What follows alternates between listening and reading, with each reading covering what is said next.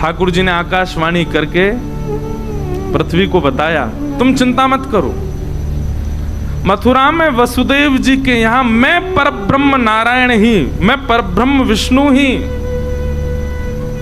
अवतार धारण कर रहा हूं। भगवान के दो प्रकार के अवतार होते हैं, कलावतार और अंशावतार। अंशावतार जो होता है वो ठाकुर जी के अंदर से अवतार प्रकट होके आया और लीला करके पुनः ठाकुर जी में मिल गया, इसको कहते हैं अंशावतार। पर कलावतार जो है उसमें ठाकुर जी से कोई अलग होके नहीं आता, स्वयं ठाकुर जी आते हैं, स्वयं परब्रह्म आते हैं, और वही परब्रह्म ही श्री कृष्ण बन करके आए। प्रश्नी और सुतपा नाम के दो दंपति थे, बहुत ध्यान से सुनना। ये प्रश्नी और सुतपा कौन है? पूर्व जन्म के प्रश्नी और सुतपा अपने अगले जन्म में वसुदेव और देवकी बने। इन्होंने 3 युगों तक तपस्या की। पहले ये ब्रह्मा जी के यहां काम करते थे दोनों, तब इन्होंने ब्रह्मा जी से प्रार्थना की कि हमारे यहां भगवान पुत्र रूप में प्रकट हुए, ऐसी कृपा हो। ब्रह्मा जी ने कहा तप करो। तब इन्होंने सतयुग में भी तप किया, त्रेता में भी तप किया, और पूर्व में तो मांगा ही था। द्वापर में यही दोनों ही प्रश्नी और सुतपा ही वसुदेव और देवकी के रूप में प्रकट हुए। 3 युगों से इन्होंने मांगा था कि ठाकुर जी हमारे यहां पुत्र बन के आए।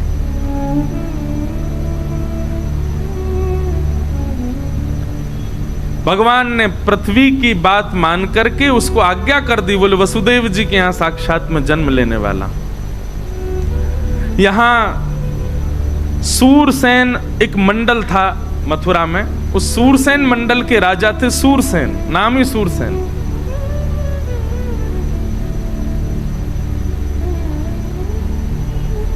उनके पुत्र का नाम था वसुदेव, और उग्रसेन के पुत्र, मथुरा के राजा उग्रसेन के पुत्र का नाम था कंस, और कंस के चाचा थे देवक, देवक की बेटी थी देवकी। मतलब अपनी चाचा की बहन देवकी का विवाह कंस ने वसुदेव जी के साथ किया। और जैसे ही विवाह हुआ, विवाह करके इतना उसको प्रेम उमड़ा, अपने आप ही विदा करने जा रहा था, तभी आकाशवाणी हो गई, देवताओं ने कह दिया, बोले कि जिस बहन को तुम विदा करने जा रहे हो इसी का 8वां गर्भ तुम्हारा काल होगा, कंस। मृत्यु की बात पता चलते ही कंस ने अपनी बहन, कभी कभी मैं एक मन में विचार करता हूं, हमें भी अगर पता चल जाए कि कोई बहुत घनिष्ठ है और उससे हमारी मृत्यु होने वाली है, तो हम दूर रहेंगे कि नहीं? कंस का बेचारे का दोष था, लेकिन हम लोग भी ऐसे ही हैं। हमको भी पता चल जाए, ज्योतिषी बता देते हैं पानी से दूर रहना, तुम्हारी पानी में मृत्यु होगी, वो व्यक्ति पानी में जाता ही नहीं है। तुम्हारी ऊंचाई से मृत्यु होगी तो वो ऊंचाई पे ही नहीं जाता। कई लोग फ्लाइट में बैठे घबराते हैं, क्यों घबरा रहे? ज्योतिषी ने बताया था इसी से ही मृत्यु होगी मेरी। मृत्यु से कितना भय सब लोगों को, लेकिन अगर कभी कोई ज्योतिषी हो कहते पैसा से मृत्यु होगी तुम्हारी, क्या होगा? बहुत पैसा कमा लोगे तो तुम्हारा हार्ट फेल हो जाएगा, कोई ज्योतिषी ऐसा कह दे।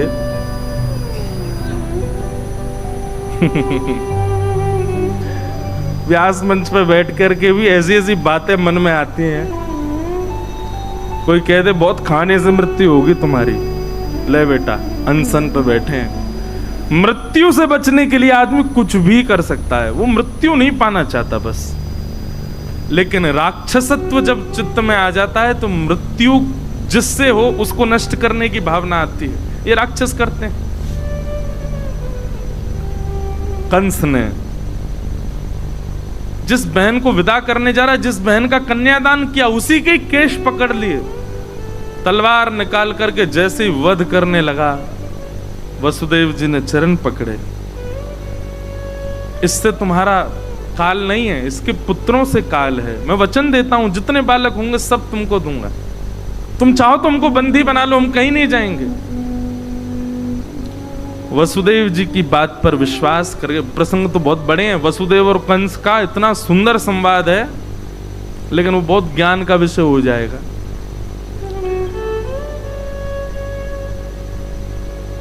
कंस ने कहा मुझे आपकी बात पर भरोसा है, वचन दीजिए जितने बालक होंगे सब मुझे देंगे आप। जी निश्चित।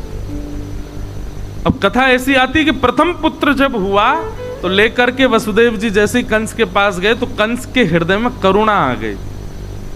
कंस बोला अरे मेरा भांजा है, मेरी बहन का बेटा है और पहला बालक है, इसको आप रख लो। मेरा शत्रु तो 8वां बालक है, इससे मुझे भय नहीं है, इसको ले जाओ। तो जैसे ही वसुदेव जी ले जाने लगे, अच्छा देखो देवता जरूरी ऐसा नहीं है सारे काम अच्छे ही अच्छे करते हैं, कभी कभी बिगाड़ते भी हैं कामों को। देवताओं ने कहा बोले नारद जी कंस की बुद्धि तो हमको सुधरी सुधरी सी दिखाई दे रही है, और कहीं कंस सुधर गया तो भगवान अपना आना स्थगित ना कर दें, आप जाके इसकी बुद्धि बिगाड़ो। और नारद जी ने आकर के कंस से कहा बोले अरे तुमने पहले बालक को क्यों छोड़ दिया? बोले 8वां बालक काल है ना। बोले कि पहले से 8वां कोई भी मार सकता है तुमको। कंस की बुद्धि बिगड़ गई महाराज, 6 बालकों को कंस ने मार दिया और 7वें बालक के रूप में स्वयं श्री बलराम जी महाराज पधारे। आप शेषनाग के अवतार हैं। आपका आगमन जैसे हुआ, भगवान ने योग माया, जिन्हें हम देवी भद्रकाली आदि आदि रूपों से नाम जानते हैं, इनको ही माया कहते हैं, योग माया। योग माया को भगवान ने आज्ञा की कि हमारे मां के गर्भ में जो 7वां बालक है ये शेषनाग हैं, इनको स्थान स्थिरित करो। और 7वां बालक जो है कुछ माह देवकी मैया के गर्भ में रहने के बाद रोहिणी मैया के गर्भ में स्थगित हो गया। और कंस को यह समाचार मिला कि 7वां बालक तो गर्भ में ही नष्ट हो गया। अब आ रहे हैं 8वें बालक। कंस ने महाराज सेना बढ़ा दी, ताले बढ़ा दिए, सब व्यवस्था कर दी, कहीं से भी बच के भागने ना पाए।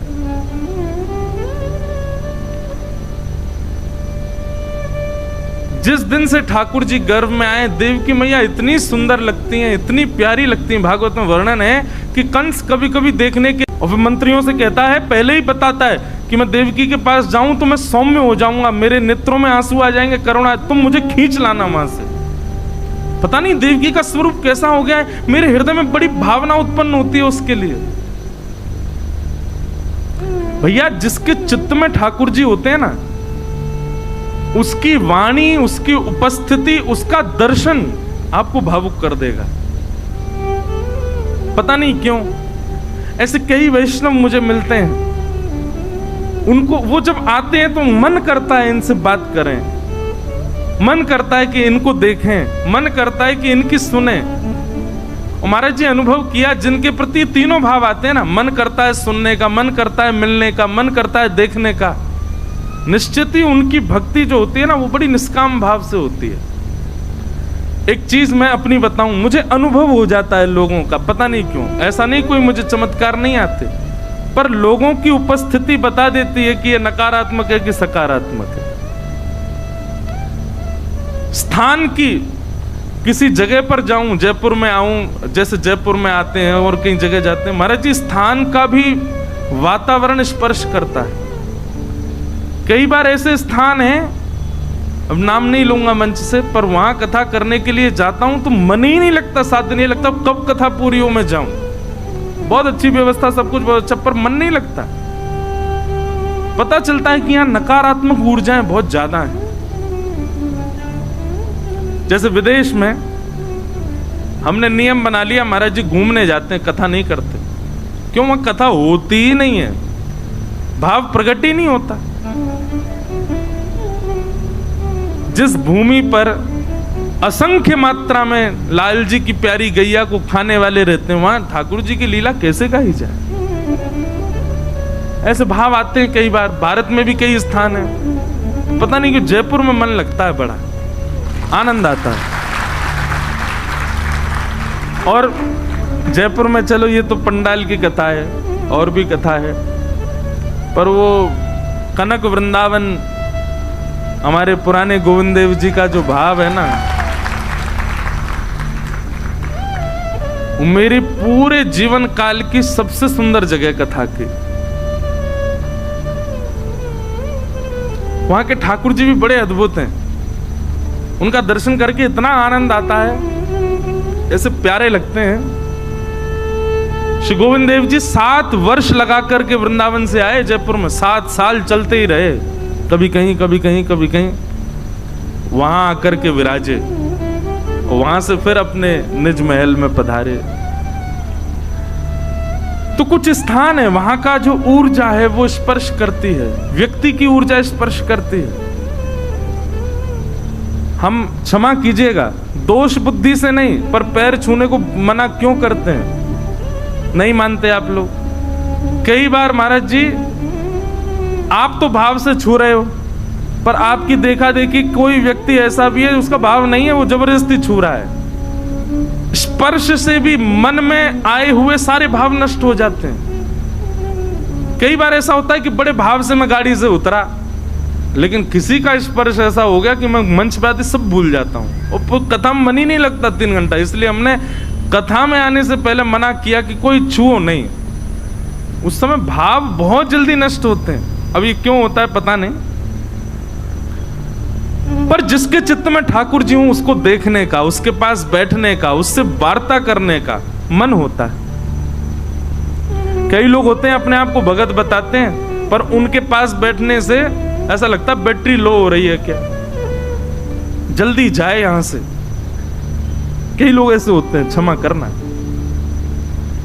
तो कंस की स्थिति क्या हो गई? राक्षस है लेकिन रोज देवकी को देखता है और देवकी जी को देख करके उसके नेत्र सजल हो जाते हैं, मन में भाव आ जाता है, मुस्कुराने लगता है, प्रेम। पहले ही बोल के आता मंत्रियों को, जैसे मैं रोने लगूं मुझे खींच लाना वहां से। पता नहीं क्या हो गया, देवकी को देख के बड़ा भाव आता है। तब मंत्री बोले इसके गर्भ में मायावी बालक है, वो आपको दयालु बना रहा है ताकि आप उसको ना मारो और वो आपका वध कर दे। बोला हाँ सही कह रहे हो तुम, यही बात है। भादों का महीना, और जैसा कल मौसम था ना बिल्कुल वैसा ही मौसम था। मंदम मंदम जलधारा, मंदम मंदम जलधाराएं गिर रही हैं। भागवत जी में वर्णन है कि पवन जो है ना, वायु जो है, वो मंदिराचल पर्वत के पास गई और मंदिराचल पर्वत पर प्रकट हुए असंख्य चंदन के वृक्षों से सुगंधियां लपेट करके वायु पूरे विश्व में बह रही है। मतलब सबको इतना इतना सुख मिल रहा है, जिस किसी को भी वायु स्पर्श करती है उसके रोंगटे खड़े हो रहे हैं। सबको आज चैन की निद्रा आ रही है, सब आज बड़े आनंद में, बड़े सुख में हैं। कोई भी चिंतित नहीं है, आज सब गहरी निद्रा में चले गए हैं। पूरा विश्व आज अत्यंत आनंद और प्रसन्नता का अनुभव कर रहा है। भादों का महीना, अष्टमी तिथि, मंदम मंदम जलधारा, जलधारा मंद मंद गिर रही है, और तभी चंदन की सुगंधी से पूरा विश्व महकने लगा। कंस के कारागृह में, मथुरा में, देवकी मैया और वसुदेव जी हाथ जोड़ करके भगवान की प्रार्थना कर रहे हैं, और तभी देवकी मैया के गर्भ से एक दिव्य तेज प्रकट हुआ, अद्भुत तेज प्रकट हुआ, और उस तेज पुंज के विश्राम होते ही शंख चक्र गदा पद्मधारी श्रीमन नारायण श्री बाल कृष्ण प्रभु प्रकट हो गए। बोल बाल कृष्ण लाल की। सब लोग हाथ जोड़ो, नेत्र बंद करो। पहले हम श्लोक बोलेंगे, फिर उस श्लोक की व्याख्या करेंगे। जो व्याख्या हम करेंगे वो चित्र आपको अपने मन में बनाना है। तमद्भुतं बालकमम्बुजे क्षणं चतुर्भुजं शंख गदायुधायुधं श्रीवत्सलक्ष्मं गलसौभकौस्तुभं पीतांबरं सांध्रिपयोधसौभगम्। अब अपने चित्त में दर्शन करो, ठाकुर जी की प्रकट होते ही झांकी कैसी है। तो कह रहे हैं तमद्भुतम बालकम, ठाकुर जी छोटे से बालक ही हैं लेकिन अद्भुत बालक हैं। बोले भैया अद्भुत बालक कैसे हो गया? बोले क्योंकि ठाकुर जी की 2 भुजाएं नहीं थी जब प्रकट हुए, 4 भुजा वाले ठाकुर जी प्रकट हुए। और अद्भुत बालक क्यों हैं? बोले 4 भुजाएं भी खाली नहीं है, शंख चक्र गदा पद्म गर्भ से ही लेकर के ठाकुर जी प्रकट हुए हैं। बिल्कुल भी बड़े ठाकुर जी के स्वरूप का चिंतन मत करना, छोटे से लाल जी ही चतुर्भुज रूप में है, शंख चक्र गदा पद्म हाथ में धारण किया है, और पीतांबरम सांद्र पयोद सौभगम, ठाकुर जी पीतांबरी पहन करके, पीली धोती पहन करके प्रकट में, कपड़ा लत्ता पहन के आए लाल जी, पूरे तैयार श्रृंगार करके आए अपना, और गल सौभ कौस्तुभम, गले में कौस्तुभ मणि पहन रखी है। आहा, तमद्भुतम बालकमंबुज क्षणम चतुर्भुजम शंख गदायुधायुधम श्रीवत्स लक्ष्मम गल सौभ कौस्तुभम पीतांबरम सांद्र पयोद सौभगम। तो ठाकुर जी ने जब जन्म लिया तब 4 भुजाएं थीं, शंख चक्र गदा पद्म हाथ में थे, पीतांबरी पहन रखी थी, गले में कौस्तुभ मणि थी, और छोटे से ही नन्हे से गोपाल जी हैं, कोई बड़े रूप में प्रकट नहीं हुए। बोल बाल कृष्ण लाल की। दर्शन हुए सबको? कभी कभी मन होता है नेक्स्ट से गोपाल जी उन्हीं की 4 भुजा हों, यो पेट निकल रहा नेक्स्ट से बाहर, गद मदरा से हाथ गोल मटोल लाल जी, 4 भुजा, गद मदरा से पाम, गोल गोल गाल, और 4 भुजा वाले 2 दतुइयां निकल रही हैं। वैसे तो जन्म लिए दांत नहीं थे ठाकुर जी के, होते तो वर्णन आता कि दांत थे, पोपले ही भये लाल जी। ठाकुर जी को प्रकट प्रादुर्भाव हुआ। आह, छवि देख करके निहाल हो गए देवकी और वसुदेव। बंधुओं, ठाकुर जी परब्रह्म हैं, परमात्मा हैं, त्रिलोकीनाथ हैं, पर ठाकुर जी जब अवतार लेते हैं तो 9 महीना बालक की तरह ही पेट में रहते हैं अपनी मैया के, उसको सौभाग्य देते हैं पूरा। और जैसे एक बालक अवतरण लेता है, जैसे एक बालक प्रकट होता है इस भूमि पर, वैसे ही ठाकुर जी प्रकट होते हैं। बस जिस प्रकार वह बालक बड़ा होकर के वृद्ध होकर के चला जाता है, वैसे ठाकुर जी नहीं जाते। ठाकुर जी जन्म पूरा वैसे ही लेते हैं, लेकिन उसके बाद की गति ठाकुर जी की नहीं है। 16 वर्ष से ऊपर ठाकुर जी नहीं जाते। जन्म ठाकुर जी का हुआ। वसुदेव देवकी दोनों ने चरणों में प्रणाम किया। ठाकुर जी बोले, मैया देख लो, आपने प्रार्थना की, हम आ गए। आपने पूर्व जन्म में प्रार्थना की, ब्रह्मा जी से प्रार्थना की, हम आ गए। देवकी मैया बोली, हमने तो कहा था कि आप पुत्र बन के आओ, आप तो पिताजी बन के आए हो। शंख चक्र गदा पद्म में लेके कौन आता है? कपड़ा पहन के आए हो गर्भ से हैं, और कौस्तुभ मणि लटका के आए। मतलब यहां भी ठाकुर जी को भी श्रृंगार महाराज कितना प्रिय बताओ है। दुनिया के लोग यूं सुनने में आता है कि किसी के अंतिम संस्कार में बताओ श्रृंगार करके गया, किसी का यूं सुना श्रृंगार करके ही प्रकट हुआ। ठाकुर जी हुए श्रृंगार करके प्रकट हुए। बोले मैया हम तो शंख चक्र गदा पद्म इसलिए लेके आए, एक मामा कंस जन्म लेते ही मार देता है, इसका वध कर देंगे। देवकी मैया बोली, वध तो ठाकुर जी आप चाहो तो कंस का जन्म ही ना हो, वध तो बहुत दूर की बात है, ये सब आपकी लीला है। कृपा करके एक माँ को जो सुख होता है बालक को जन्म देने में, वो सुख मुझे प्रदान करो। माँ का सबसे बड़ा सुख क्या है? जन्म लेते ही बालक उसके हृदय से लगा दिया जाए, और फिर माँ अवकाश पाते ही अपना पयोधर बालक को पिलाए। ठाकुर जी वही तो सुख है। मेरे 7 बालकों को कंस ने मार दिया, 6 बालक मार दिए, 7वें का जन्म ही नहीं हुआ। मैं यह सौभाग्य प्राप्ति नहीं कर पाई कि अपने बालकों को अपना पयोधर पान करा सकूं। कृपा करके आप परब्रह्म मेरे यहां पुत्र बन के आए हो, छोटे से बालक बन जाओ, मुझे अनुभव करा दीजिए ना कि हाँ सच में आप बालक बन के आए हैं, मेरा पयोधर पान कर रहे हैं। ठाकुर जी बोले, मैया 2 भुजा अंतर ध्यान कर देंगे, लत्ता कपड़ा सब उतार देंगे, बालक बन जाएंगे, लेकिन फिर याद रहे लीला करने के लिए फिर हमको समय चाहिए। 11 वर्ष 56 दिन के लिए हमको ब्रज भेजना, लीला करके बढ़िया माखन मिश्री खा के गोप ग्वालों के संग आनंद करके फिर आएंगे। 11 वर्ष का प्रतीक्षा करनी पड़ेगी, तब आकर के हम महाराज कंस को वध करेंगे। मंजूर हो तो बताओ। 2 ऑप्शन दिए ठाकुर जी ने, या तो हम अभी कंस को मार करके अभी चले जाते हैं लीला पूरी करके, या फिर पूरी लीला विस्तृत करें और 11 वर्ष 56 दिन का आपको वियोग सहना पड़ेगा, तो बताओ। तो मैया ने दूसरा भाव अपनाया, बोले क्षण भर का संयोग मिले, उसके बाद भले ही 11 वर्ष का वियोग मिले, कोई दिक्कत नहीं, आप गोद में आओ।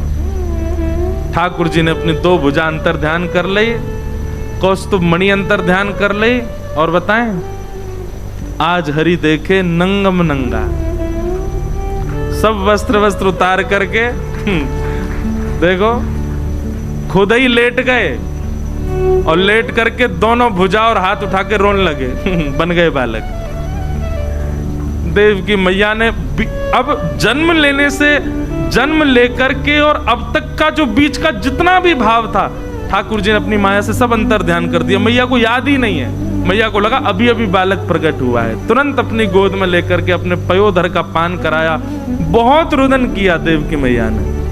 ठाकुर जी कोमल कोमल हाथों से मैया के वक्ष का स्पर्श कर रहे हैं, कोमल कोमल भुजाओं से मैया की थोड़ी का स्पर्श कर रहे हैं। मैया अपनी अंक में भर के लाल जी को दुग्ध पान करा रही है। ठाकुर जी ने पहले ही आज्ञा कर दी थी कि हमको ब्रज ले जाना।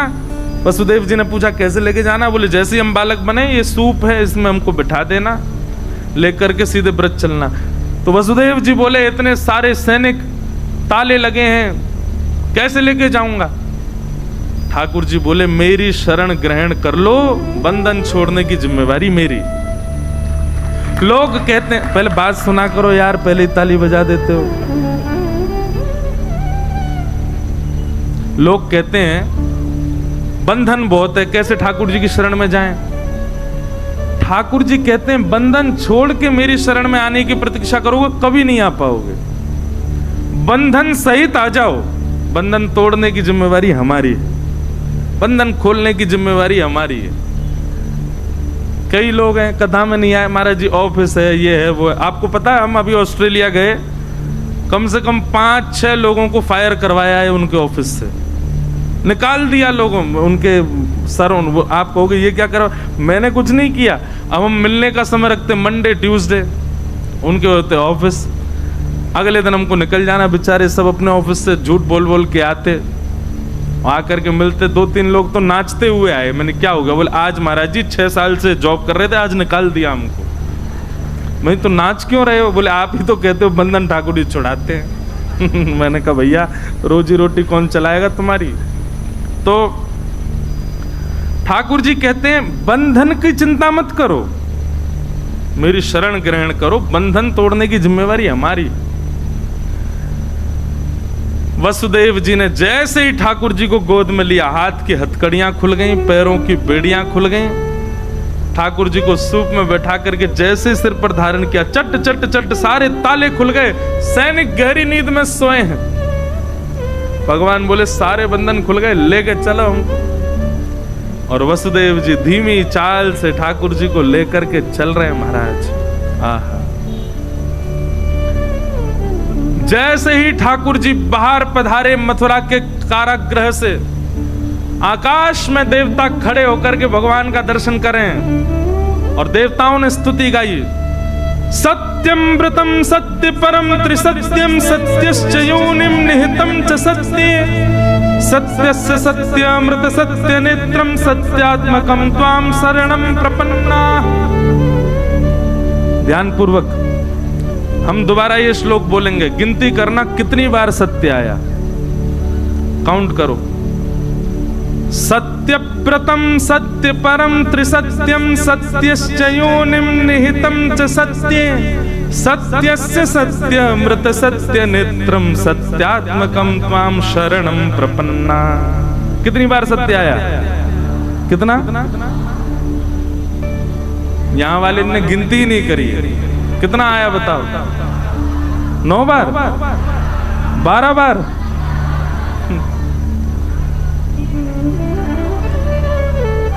यहां वाले एक साथ बोलो कितनी बार? 12 बार, 11 बार। आप लोग बताओ क्या बोल रहे हैं महाराज जी? हैं? क्या कह रहे हैं? अच्छा, पड़ोसी ने बोल दिया तो हम क्या बताएं? पड़ोसी कछू भी कह दे, तुम कछू मत करी हो। कितनी बार है? 11 बार? अरे यार रहने दो आप लोग भी। 9 बार। क्या 18?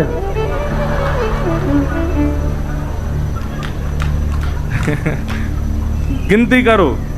सत्यव्रतम सत्यपरम त्रिसत्यम सत्यश्च योनिम निहितं च सत्ये सत्यस्य सत्यमृत सत्यनेत्रम सत्यात्मकं त्वां शरणं प्रपन्ना।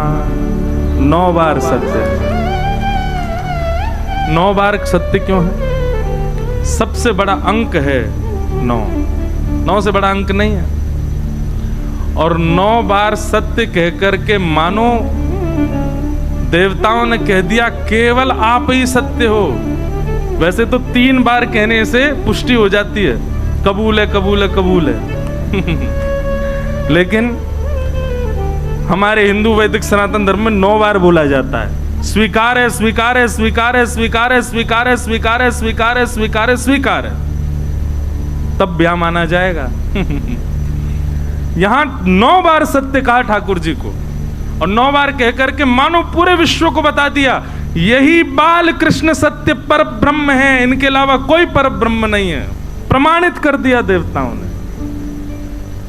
लोग आज भी संशय कर रहे हैं पर ब्रह्म कौन है, परमात्मा कौन है। देवताओं ने पहले ही बता दिया, बोले यही है पर ब्रह्म, और कहीं मत जाओ।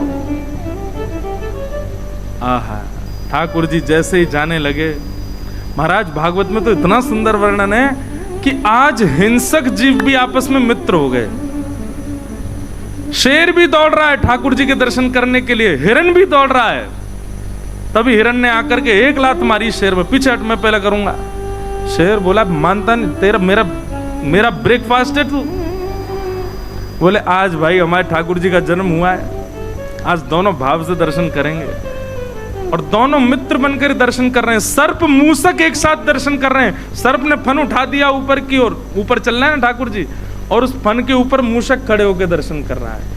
आज सबको ऐसा लग रहा है कि कोई हमारा शत्रु नहीं है। जिस दिन ठाकुर जी प्रकट हुए उस दिन ऐसी स्थिति हो गई, ऐसा स्वभाव हो गया। मंदम मंदम जलधारा गिर रही थी, तभी शेषनाग आए और पीछे से छतरी बना करके ठाकुर जी के पीछे चलने लगे। वसुदेव जी को इन सब भावों का अनुभव नहीं, वो तो ऐसे भाव साम्राज्य में चले, उनको पता ही नहीं चल रहा क्या हो रहा है। गोकुल जाने के लिए देखा बीच में यमुना जी। आज यमुना जी में समुद्र की तरह उफान भर रही हैं। क्यों? क्योंकि यमुना जी सब नदियों से कहती हैं कृष्ण मेरे पति हैं। नदी कहती चल झूठी, झूठ बोलती है।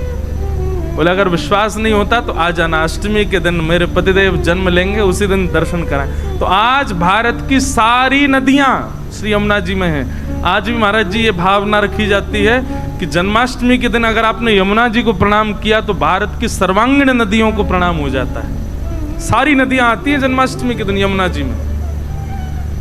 वृंदावन में आज अद्भुत समय है। वृंदावन में सारी नदियां हैं आज वृंदावन में।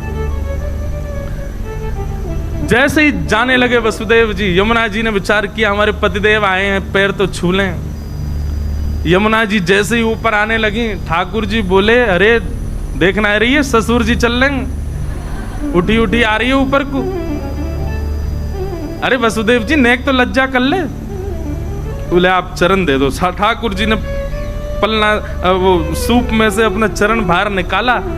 यमुना जी ने एक हिलोर भर करके चरण स्पर्श किया और मार्ग प्रदान कर दिया। वसुदेव जी चलते जा रहे, गोकुल पहुंचे। भगवान का सबसे पहला दर्शन गोकुल में किसने किया बताओ? हमारे पूज्य नाना जी बताते थे, यमलार्जुन वृक्षों ने। नलकुवर और मणिग्रीव जिनकी कथा आती है, भगवान उखल में बंद गए तो पेड़ के बीच से निकले, वो दोनों पेड़ गिरे। हमारे नाना जी कहते बोले सब तो सो रहे थे, वो 2 वृक्ष लंबे खड़े, उन्होंने ही सबसे पहले ठाकुर जी को देखा। तो फिर नाना जी कहते संत की भले ही उनको श्राप लगा, लेकिन कितनी बड़ी कृपा, भगवान का सबसे पहला दर्शन उन दोनों को हुआ।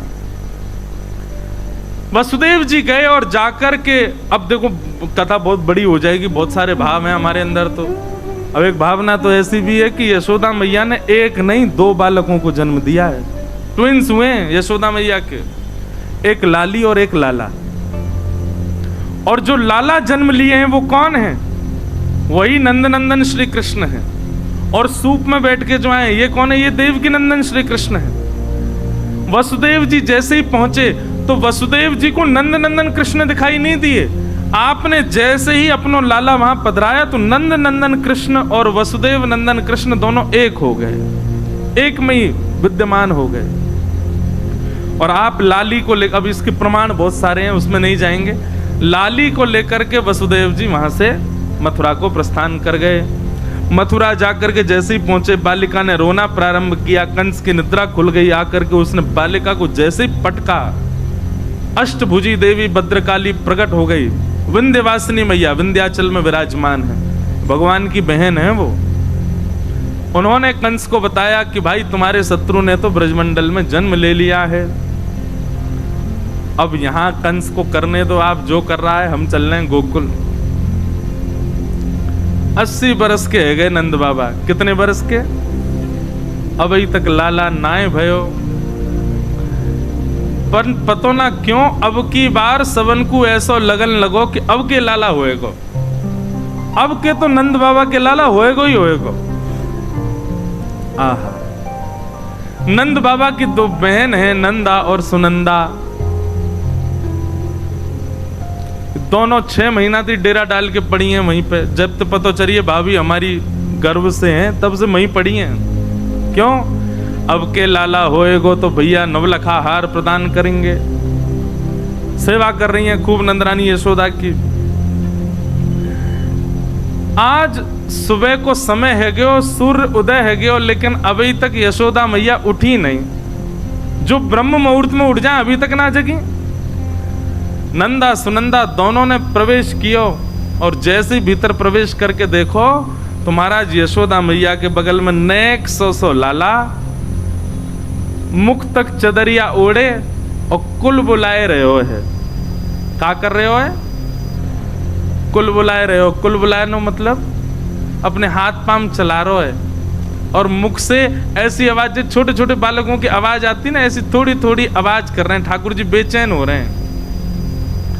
और लाल जी हैं कैसे? बोले ऐसे लग रहे हैं मानो जैसे कोई नीली मणि रखी हो। ठाकुर जी का बहुत दिनों तक जब नामकरण संस्कार नहीं हुआ तब तक यशोदा मैया नीलमणि कह करके पुकारती, नीलमणि। नंदा सुनंदा ने जाकर के जैसे देखे, और भैया हमारी भाभी के तो बालक भयो है, लाला है कि लाली? न देखो तो। सुनंदा बोली अब बात का फर्क पड़े, कोई भी हो। नंदा बोली देख लाली है वैसे कोई दिक्कत ना है, पर हम दोनों भूआ, हम कान मरोड़ सकें, मार सकें, पीट सकें, डांट सकें, काम करवा सकें। कौन थे? लाला थे। लाली तो कोमल हो, विवाह से थोड़ी करवाएंगे जी सब काम।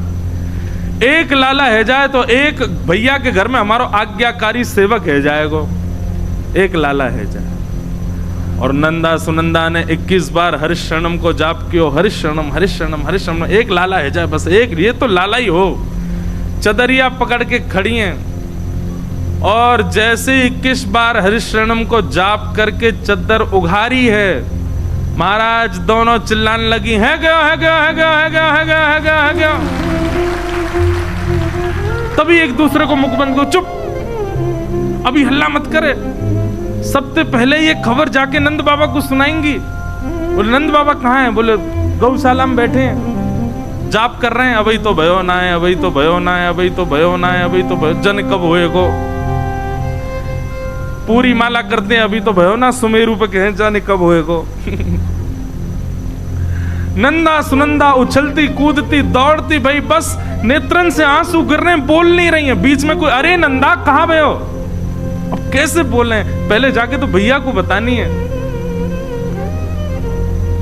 गौशाला में बैठे हुए श्री नंद बाबा बूढ़े गए, सफेद सफेद दाढ़ी आ गई है, बेचारे जप कर रहे हैं। नंदा सुनंदा ने दोनों ने हाथ पकड़े और घेर में लेकर के दोनों घूमन लगी। बाबा है गयो है गयो है गयो है गयो है गयो है गयो। नंद बाबा बोले कहाँ भयो? बोले पहले जे बताओ हमको कहाँ मिलेगो। बाबा बोले पहले तू बता तो कहाँ भयो। नहीं नहीं नहीं, पहले जे बताओ हमको कहाँ मिलेगो। बोले तू जो कहेगी सो दूंगा, पहले बता भयो का। नंदा सुनंदा भाव में भर गई, नेत्रों से अविरल अश्रुधार गिर रही है और दोनों लिपट करके नंद बाबा से कह रही हैं, भैया आपने इतनो यज्ञ कियो, इतनो जप कियो, इतनो दान पुण्य कियो, ब्रजवासीन की सेवा करी, इन सब के फलस्वरूप आपके घर नीलमणि जैसो लाला भयो है, बधाई हो। आहा, नंद बाबा ने जैसे ही सुनी लाला भयो, पहले तो बाबा अनकॉन्शियस है गए, होश ही नहीं है, कहां पैर रख रहे हैं, कहां बैठ रहे हैं, नेत्रन से अविरल अश्रुधार गिर रही है। बोले सही बता बहन। बोले हाँ बाबा, अब रो मत, अब जल्दी तैयार हो जाओ, जल्दी आओ, बधाई गाएंगे, उत्सव मनाएंगे, पूरे ब्रजमंडल में न्योता करेंगे। नंद बाबा ने कछु ब्रजवासी बुलाए और कही, भैया सबन ते जाके क्या अपने सब चूल्हे बुझा दें, अब तो सबन को भोजन नंद भवन में होगा, सबको जाके बताए दियो नंद भवन में लाला भयो है। और बाबा ने छलांग मारी यमुना जी में, स्नान करके पीली बगलबंदी पहनी, पीली धोती पहनी, लाल पटका डारो, सिर पर पाग पहनी, पीरो पीरो चंदन लगा करके, आंखन में काजर लगायो, मूछन में इत्र लगायो, लाइयो रे छोरा दर्पण कैसा लग रहा हूं। बोले बाबा दुल्हा से लग रहे हो बिल्कुल। आहा, नंद बाबा की चाल ही अद्भुत है गई, पूरे ब्रजमंडल में आनंद है रो है। जाकू भी पतो चले, भागवत जी में वर्णन है, जिसको भी पता चलता है कि नंद भवन में लाला हुआ है, उसके हृदय में उतना ही सुख है जितना सुख श्री नंद बाबा जी को। मतलब जैसे इतने लोग बैठे हैं, अब यहां में देखो कईयों के नेत्र सजल हो गए, कई प्रसन्न हो रहे हैं, कई अभी माटी के मथोना से बैठे हैं। ऐसा नहीं, सब नंद बाबा जैसे हो गए, जो सुने वही नाचन लगे, सब अपने घर पे बंधन बार बांध रहे हैं, सब अपने अपने घरन में एक दूसरे को हृदय से लगा, अरे बधाई हो, हमारे घर हमारे नंद भवन में लाला भयो है। महाराज ब्रजवासीन को जैसे ही पता चली लाला भयो है, सबरे माखन ले ले करके आए, मिश्री के बाम गोला बना बना करके एक दूसरे पर उछालन लगे। ये तो बताए हो जा रहा है सबन को कि भैया लाला भयो है। एक 80 बरस की 90 बरस की अम्मा ने करके आई, एक दांत नहीं उसके। हमारे जैसे आप क्या बोले क्या हुआ है, हमारे यहाँ बोले कहा भयो है, बोलो नेक मोहम्मद को पूरा खोलो, कहा भयो है, कहा भयो है मतलब क्या हुआ है। मैया ने देखी बाहर बड़ी हलचल मच रही है, भैया हैं ये मक्खन लुटाए जा रहे हैं, दही उड़ाई जा रही है। अरे बालकों जी कहा भयो है। जैसे ही मैया ने की कहा भयो, एक ब्रजवासी पहले थी गोला बना के बैठो, और जैसे ही मैया ने की कहा भयो वाले तक के मारो, और दांत तो है नहीं, और बिना दांत वाले इनको मुंह कैसे रहे, पोले से रहे, और जैसे ही वहां के मुंह पे पड़ो महाराज गप ते पूरा मक्खन भीतर चलोगे। मैया जीव निकार करके अपने होटन को चाटन लगी। अरे लाला अब तो बता कहाँ भयो। अरे मैया तेरो मुंह चीकनो हैगो मीठ हैगो, वो ना पता चली कहाँ भयो। अरे नंद भवन में लाला भयो है। 90 बरस की मैया ठुमक ठुमक करके नृत्य करने लगी और बोली ए विधाता, ऐसे बालक तो हमारे नंद बाबा के रोज ही होयो करें। पूरे ब्रजमंडल में आनंद मन रहे हो, सबरे फेंटा बांध बांध करके पहुंच गए नंद भवन के द्वार पे और सब गा रहे हैं।